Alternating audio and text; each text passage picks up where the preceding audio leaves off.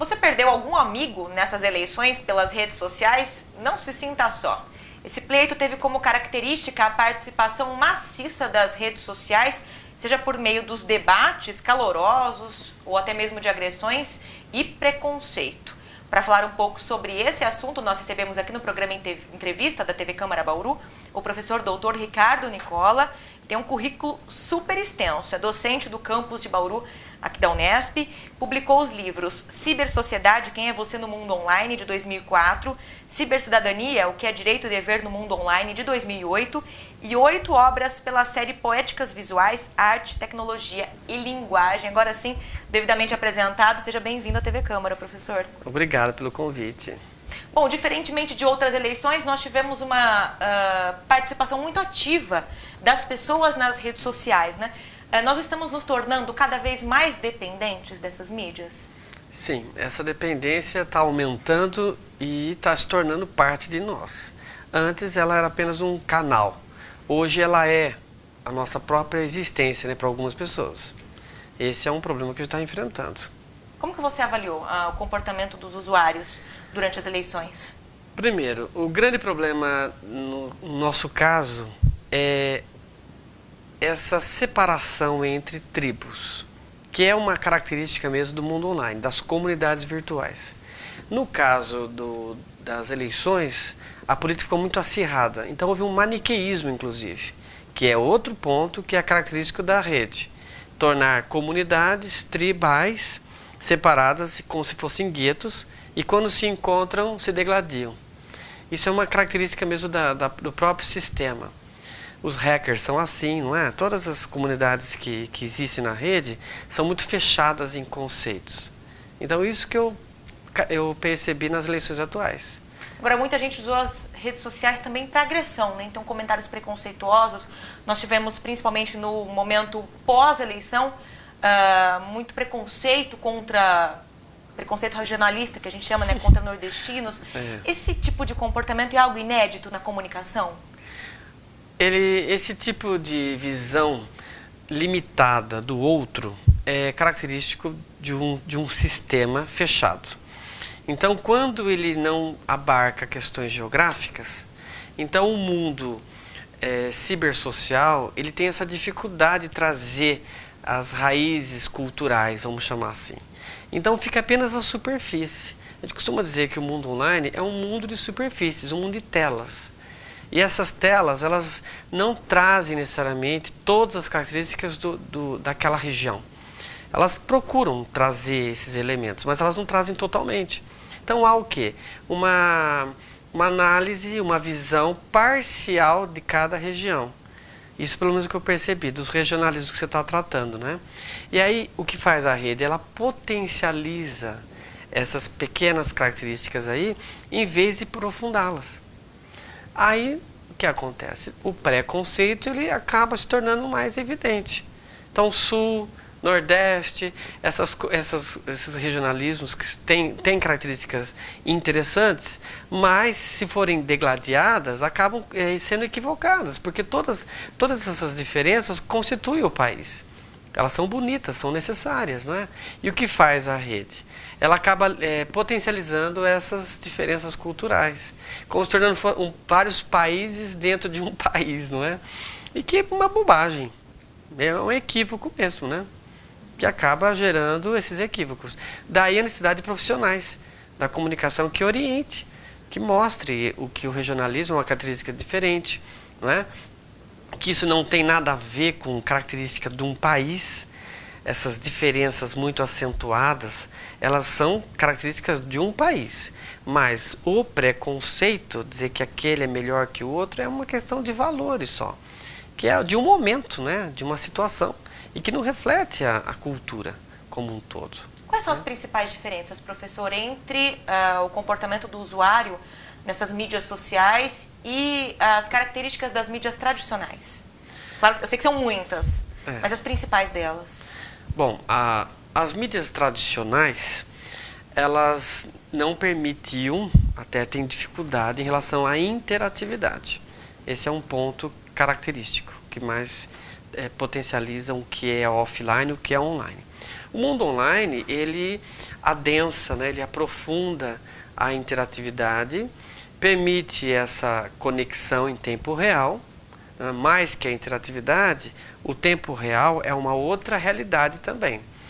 E faz com que haja uma transposição do mundo offline de forma fantasiosa, até exagerada, que a gente podemos chamar de idealizada, que é o que caracteriza o mundo online. Então, o mundo online, ele torna o mundo offline idealizado, 90% das vezes. E esse idealismo todo acaba fantasiando. Não é? E essa fantasia gera, como eu estou dizendo, decepções, porque quando você vai lá no mundo offline, você vê que não é bem assim. É como quem conhece alguém pela rede, marca o encontro, chega lá, se decepciona. Antes você vê o quê? O que é ideal daquela pessoa, né? Ou mesmo de quem está se colocando na rede para outra pessoa, só pelo sistema online, ele fantasia, né? Por mais que você busque a realidade ali, você sempre aumenta, porque já não disse que uma das características do mundo online é potencialização. Então você potencializa, você aumenta, como diria, e não inventa, né? Mas você aumenta, né? E aí quando você chega no mundo offline, lá na realidade, a pessoa se decepciona, fala, eu acho que você não é a pessoa da minha vida, não é? Isso no caso de um exemplo simples, de encontros, né? Agora você imagine em outras esferas. Quando você trata de regiões, de grupos que se acham melhores que outros, como esse que a gente falou das eleições. É porque o sulista, né, vamos falar assim, o do sudeste, ele é mais desenvolvido que o do norte. Essas bobagens, esses equívocos todos, eles caem no vazio. Porque quando se visita as regiões, você vê que existem coisas muito bonitas no Nordeste, assim como existem no Sul. Quer dizer, são idealizações que não correspondem à totalidade. A gente pode falar que as redes são espaços de expectativas? Pode ser. Gostei da expressão. É isso aí, de expectativas exageradas, né? Sim. De expectativas exageradas. Vamos colocar assim, também nem tudo que eu tenho como expectativa na rede é falso, né? Mas incorremos no risco de exagerarmos, porque idealizamos muito na rede. Não é? Há um livro interessante, não lançado no Brasil ainda, que é o Alone Together, né? Que é Sozinho Juntos. Não é? E tem um subtítulo, por que nós esperamos tanto da tecnologia e não de nós mesmos? Vem ainda um subtítulo. Quer dizer, por que a gente espera tanto do outro, ou melhor, tanto da tecnologia e não de nós mesmos? Por quê? Qual é o entrave que está nisso? Porque provavelmente uma das características que torna a tecnologia mais interessante, e esperamos mais dela, porque ela promete esse idealismo. Parece que ela permite... Ela é convidativa. Ela é convidativa e ela constrói essa fantasia, né? E quem não gosta de sonhar, não é verdade? Com certeza. Quem não gosta de algo que seja melhor ainda daquilo que está. Então a tecnologia, no fundo, ela caiu de gaiato aí, né? Porque ela permite, ela dá essa deixa. Não é? Ela aprimora, não é isso? Uma cirurgia plástica, o que ela faz? É uma tecnologia. Ela melhora você. Não é? Ou então o cinema, ou o audiovisual, tudo aquilo que a gente tem ao nosso redor, a foto, a tecnologia, o que ela vem? Ela vem prometer o que para nós? Um mundo melhor, não é?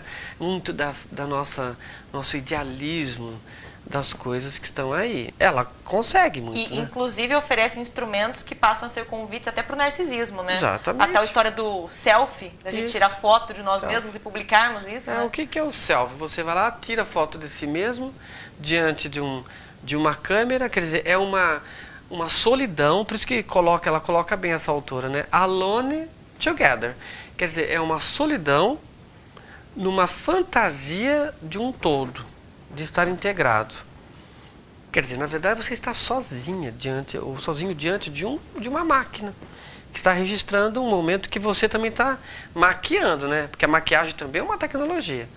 Quer dizer, eu estou maquiando, só tira tudo aquilo ali. Não é? A realidade é meio complicado você ver quais são os limites entre a tecnologia e a técnica, né? Existem uns limites ali que ficaríamos aqui muito tempo discutindo. mas até que ponto acreditamos que quanto melhor a tecnologia, quanto mais novas tecnologias surgirem, mais esse gap, né, esse abismo entre a fantasia e a realidade vai diminuindo. Ainda esse gap é grande.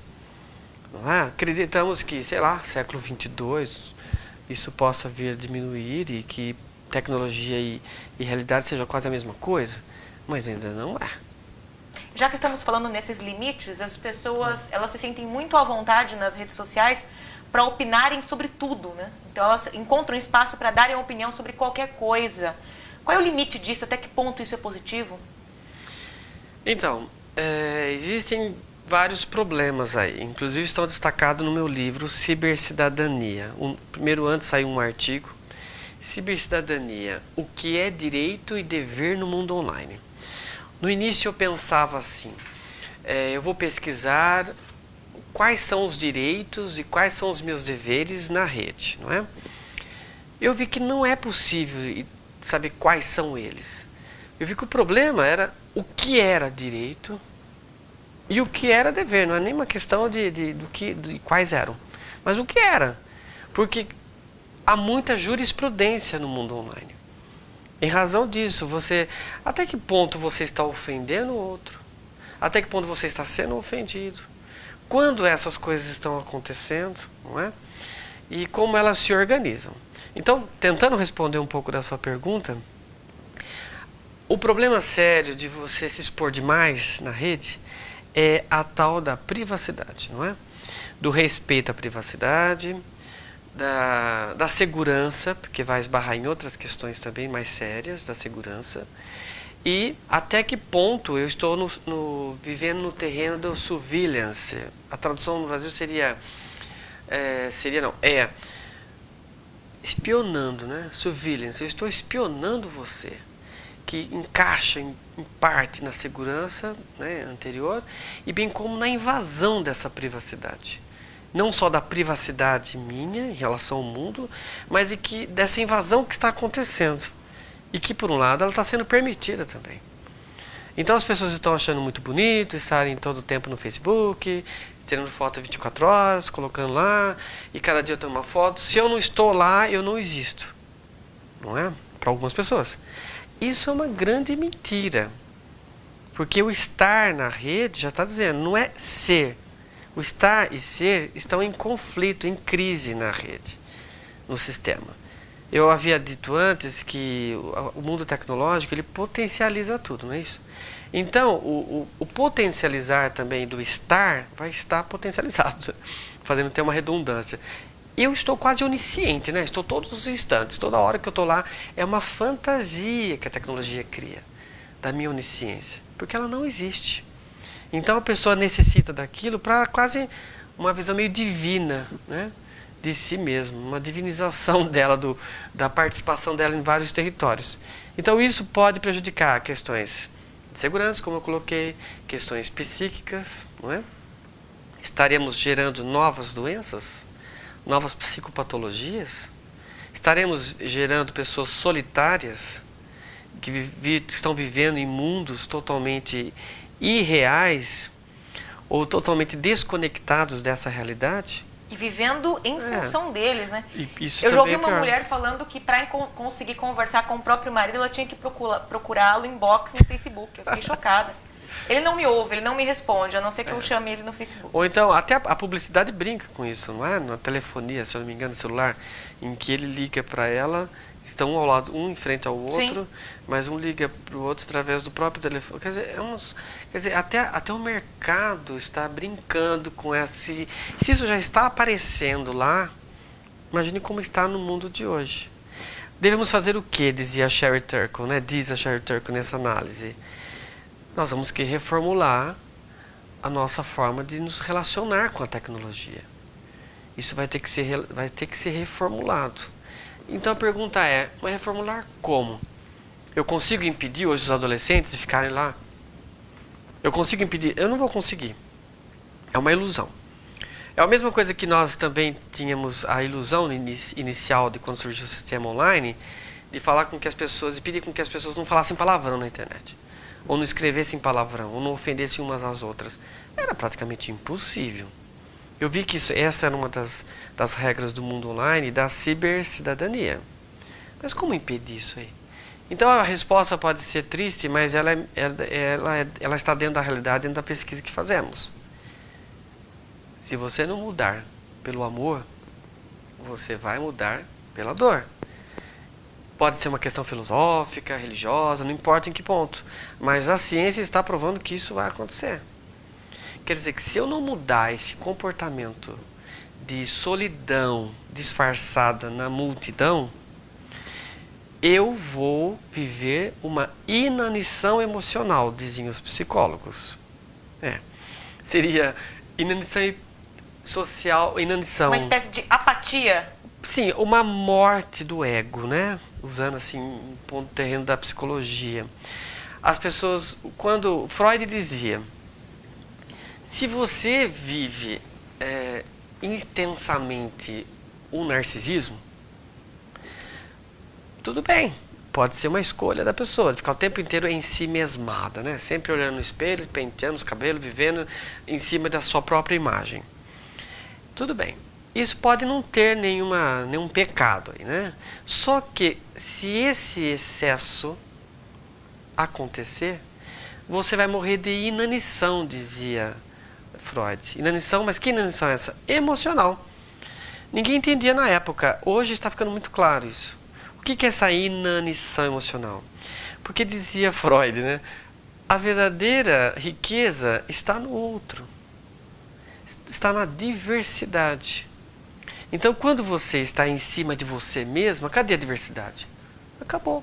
Ela não existe. E aí abre espaço para atos de intolerância. Intolerância, depressões profundas, preconceitos e N coisas que nós estamos até vivendo. Então, essa inanição emocional pode ser um dos nossas psicopatologias do futuro. O Canadá está levantando muito sério essa questão. Pode ser uma das doenças desse futuro nosso, não sei, século XXI aí, né?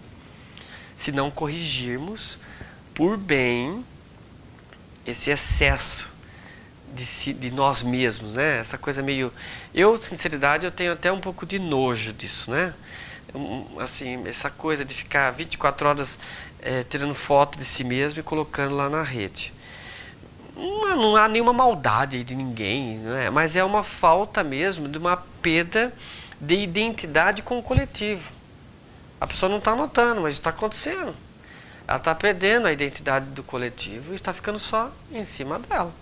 E isso dá espaço para o aparecimento das chamadas celebridades virtuais, né? Bom, quais são os limites dessa superexposição, professor? Olha, é um território muito tênue, eu diria assim, as nuances nesse mundo online existem muitas nuances, em outras palavras, como a gente coloca, a tecnologia, o que ela faz com as cores? Ela triplica, multiplica bilionésimos tipos de cores.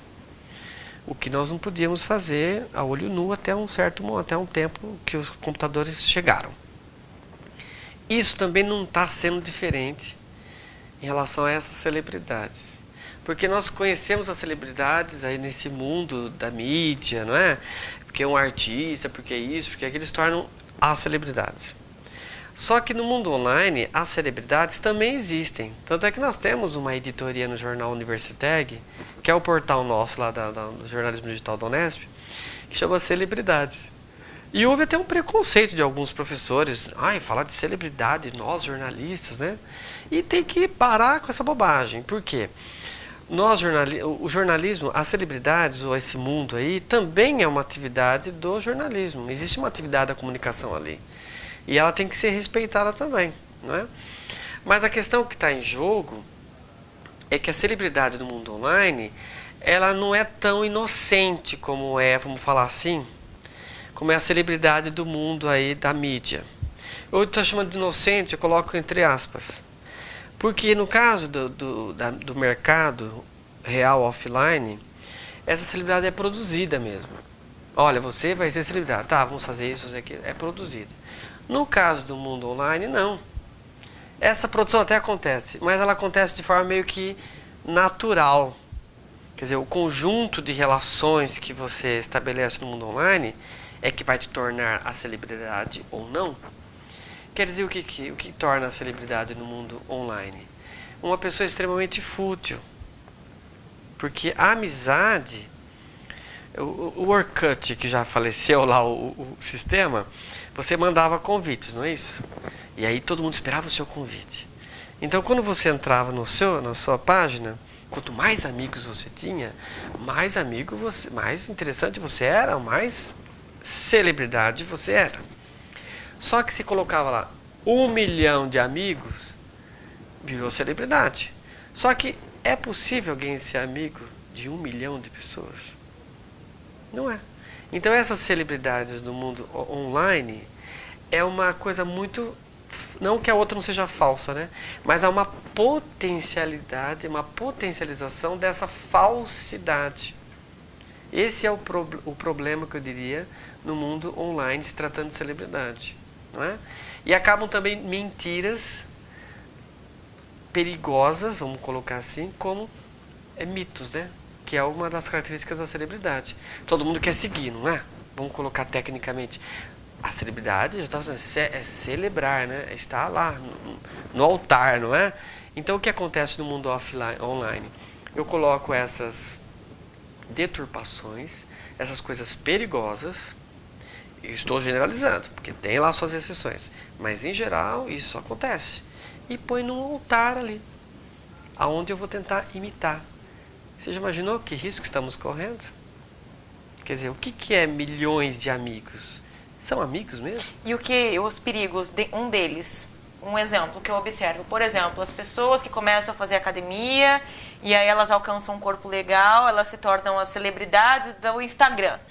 Então você tem lá milhares de meninas, adolescentes seguindo esta pessoa que dá dicas de dieta, mas ela não é uma nutricionista, ela dá dicas de atividade física, mas ela não trabalha com isso, né? Não tem uma especialização, não tem uma formação. Então, ela dá dicas que muitas vezes podem não ser tão saudáveis assim, mas milhares, é como as dicas que as celebridades dão de dieta, né? Aquelas de Hollywood, etc, etc. Isso é muito perigoso, né? É, porque o grande problema que existe, e vai ao encontro da primeira pergunta que você me fez, acho que é a segunda, qual a diferença entre a mídia tradicional e a mídia, né, a mídia pós-moderna aí?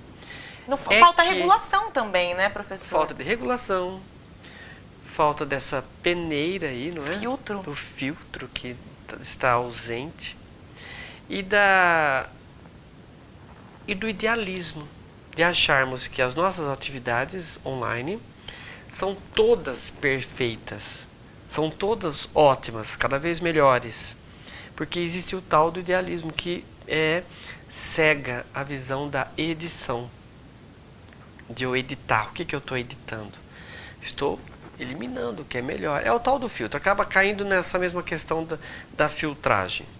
Esse é um problema que pode ser que seja solucionado com a frase que eu acabei de falar anteriormente. Se você não vai pelo amor, você vai pela dor. Se nós não regularmos, quer dizer, temos que ter bom senso. Você também não pode censurar. É meio complicado trabalhar com essa questão. Então, mas não pode ser terra de ninguém. Você não pode, então, você tem que ter o bom senso. O que acontece com uma informação, por exemplo, um comentário preconceituoso. Eu vou lá, me expresso de forma racista e meia hora depois eu excluo. Essa informação, ela realmente é apagada da rede ou ela fica em algum canto lá armazenada? Na verdade, tudo que você registra no sistema de rede fica lá registrado. Já está dizendo, registros. Eu apago, vamos dizer assim... a memória RAM, a memória ROM, para não entrar na questão técnica, na verdade, eu posso recuperar aquilo em qualquer momento. O Congresso norte-americano tem o registro de todos os Twitter no mundo. Sabia disso? Você pode ter apagado muitas vezes, mas já está lá. Tudo passa pelo sistema norte-americano. Então, nós temos toda essa regulação, está lá. Só para você ter uma ideia pode ser uma resposta à sua pergunta. A internet como um grande banco de dados mundial. Ela é. E a criação dela vem daí. Um mundo de guerra, né? Uma mídia de guerra. Espionagem. Por isso que tem muitas características que nós estamos vivendo hoje que advém da origem desse sistema. Então, nós aprimoramos assim, em termos de mercado. Mercadologicamente, a gente usa algumas plataformas da rede, as mais conhecidas, que caiu no mundo, né, no jargão. Mas existem outras plataformas. Agora estão até falando de uma Internet 2, que um tempo ficou meio escondida aí. Ela existe.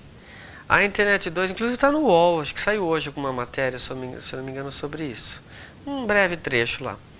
É a internet escondida.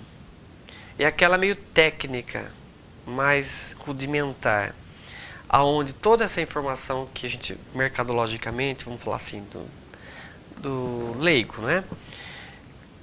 Ela está também registrada lá. Pode ser usada em qualquer momento. Por quais motivos, nós não sabemos. Por quais sistemas, quais governos, não sei.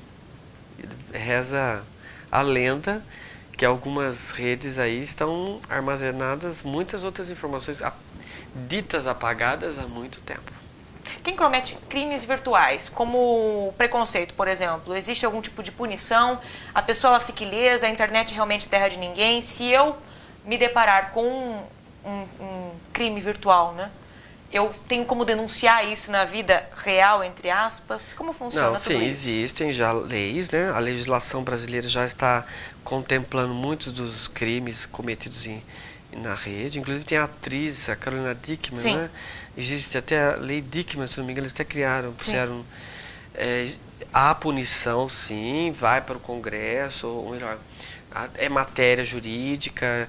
Agora, há muitos projetos de lei, que chamam projetos-lei, que são crimes ainda que vão se tornar lei. E dentro deles há muitas questões da jurisprudência. É um tema muito complexo, mas existe sim, não é tão terra de ninguém do mundo do mercado. Existe também a Câmara Brasileira do Mercado Eletrônico, em São Paulo aqui, que se chama, o site da CNET, Câmara Brasileira do Mercado Eletrônico, do Comércio Eletrônico. Ela disponibiliza todos os projetos-lei, as leis já autorizadas, porque há necessidade de uma regulação mesmo, né? Nesse sentido. Senão cometemos o que queremos, fazemos, não é assim. Então houve um tempo que alguns teóricos acreditavam que a internet era uma coisa assim, fazemos o que queremos dela. A internet é outra coisa, é um outro mundo. Não é bem assim, né? A gente está vendo que a coisa não é... Eu mesmo nunca fui partidário disso. Eu sempre acreditei na possibilidade do mundo offline e online se encontrarem. E esses dois mundos se encontraram já há um tempo. Mas esses encontros são muito interseccionais, não é? Então há muita conexão e desconexão. Quer dizer, não é uma coisa ainda 24 horas. Você não está 24 horas no sistema de rede. Ainda bem? Eu não sei. Hoje podemos dizer que ainda bem não estamos, porque o sistema não está tão bom ainda. São pontos que você está colocando aí, são deficiências dele, não é? E que estão gerando coisas que não estão aparecendo ainda. Mas eu não quero ser tão pessimista assim, também não quero ter esse olhar pessimista, mas a previsão de aparecerem, de surgirem problemas mais sérios com os quais a gente não possa ainda lidar, é uma possibilidade. Esse livro da Turco aí, outros teóricos que estão vendo aí, havia muito deslumbramento em cima da internet. Eu particularmente nunca fui tão deslumbrado. Sempre tive um pé ali, né? No breque, acelerador. Quer dizer, é necessário você ter essas visões aí duais muitas vezes. Essa dualidade é importante. O caminho do meio é sempre também bem-vindo. Em outras palavras, vários olhares é melhor do que um só, não é? Na prática, então, professor, o que seria, na sua avaliação, um comportamento saudável na rede? Uma pergunta interessante. O que seria saudável? Primeiro, nós não podemos ficar dependentes da tecnologia. Essa dependência, em termos psicossociais, ela é perigosa. O sistema online é mais um sistema, não é o único. Então, na minha opinião, toda atividade bem-vinda ou atividade saudável, ela parte da premissa de que tem que ser usado vários sistemas. Então, se temos livros, se temos livros impressos, livros online ou livros offline, seja lá como for, todos poderão ser lidos ou deverão ser acessados em várias plataformas. Nunca ficar apenas em uma única plataforma. O caso do Brasil, a TV, ela sempre foi a nossa principal mídia, vamos colocar assim. As outras estão ali, mas a principal é a TV. Não deu muito certo, né? Nós vimos que muitos erros o Brasil, os governos brasileiros e o povo brasileiro cometeu. Nós tivemos ditadura, tivemos N problemas, educação, não estou atacando rede, nada disso, ou sistema de TV. Mas o uso de um único sistema é complicado. Se temos outros, por que usar apenas aqueles? Então esse unidirecionamento, ele na minha opinião não é saudável. Então temos a internet, temos as transmídias, não é isso? Temos outros sistemas, temos o livro impresso, que está muito bom ainda lá na biblioteca, não é? Por que não acessá-lo? Por que não temos outros sistemas? Não é? Por que não lermos os jornais impressos? E a interpretação como fica? Se for simplesmente pela velocidade, a interpretação vai vir depois, e já não deu tempo de ver a interpretação, porque eu já estou em outro. Quer dizer, talvez estejamos criando pessoas superficiais, com pensamentos muito superficiais. E que lá na frente, ou em qualquer circunstância, isso vai ser corrigido. Se for pelo amor, muito que bem. Se for pela dor, não sei como vai ser. Mas talvez seja essa a resposta, que uma forma saudável é ter acesso a todas as plataformas. Nada de apenas uma plataforma. Dentro da própria rede também isso é um problema. Ficar só em cima de um sistema, só no Facebook, só nisso, aquilo, também é complicado. Então, já a natureza coloca bem isso, né? A necessidade da diversidade. Até Freud fala, né? Se não tiver a diversidade, você vai morrer de inanição. E talvez se eu ficar só na internet, eu vou também morrer de inanição, não é? Vou ter um olhar único sobre um sistema. Ou uma sociedade. Ou uma sociedade. Aí pode cair até em algumas literaturas aí que a gente teve da ficção. Admirável Mundo Novo, do Aldous Huxley. Não quero ser catastrófico, não estou para isso. Mas acho que é bem-vindo algumas análises nesse território. Tá certo, então nós recebemos aqui no programa Entrevista da TV Câmara o professor Dr. Ricardo Nicola. Ele é docente do campus de Bauru da Unesp, tem várias publicações na área de cibercidadania, cibersociedade e também é editor científico da revista Poéticas Visuais. Deixa um telefone de contato, um site, um perfil, um Lattes, professor, fica à vontade.